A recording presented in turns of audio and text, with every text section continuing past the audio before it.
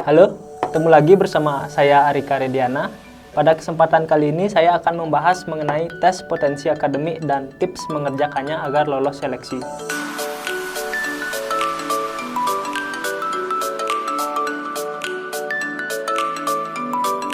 Tes potensi akademik merupakan salah satu bentuk tes psikologi yang berfungsi untuk mengukur intelektualitas dan cara berpikir seseorang yang biasanya digunakan dalam proses rekrutmen kerja. Untuk kamu yang sering mengikuti tes kerja, pasti sudah tidak asing lagi dengan tes ini. Berikut beberapa ulasan mengenai tes potensi akademik yang bisa membantumu menyiapkan tes kerja berikutnya. Yuk simak mengenai pengertian, jenis, dan tips mengerjakannya ya.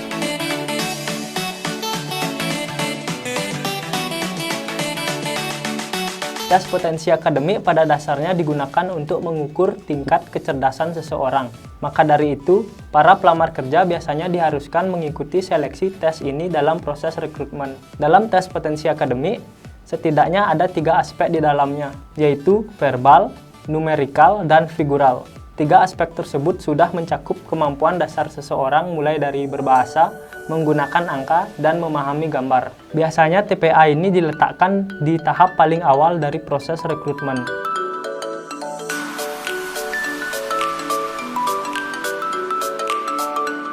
Jenis-jenis soal TPA dilansir dari Glints, dijelaskan ada 4 jenis soal tes potensi akademik yang biasanya digunakan. Pertama adalah tes verbal, yang dimana bentuk soalnya biasanya berupa persamaan kata, lawan kata, hingga pengelompokan kata.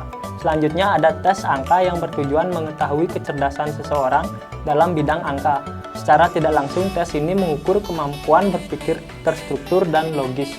Bentuk soal yang muncul mulai dari aritmatika, seri angka, logika angka, dan soal cerita. Tes logika menjadi salah satu tes yang cukup sulit jika tidak jeli. Kemampuan seseorang dalam berpikir nalar dan memecahkan masalah akan dilihat dari tes ini. Bentuknya bermacam-macam seperti analisis pernyataan dan kesimpulan, logika umum, hingga logika diagram. Terakhir, ada tes spasial alias gambar yang bertujuan mengukur daya logika seseorang. Cakupan soalnya meliputi seri gambar, bayangan gambar, pengelompokan gambar, dan lain-lain.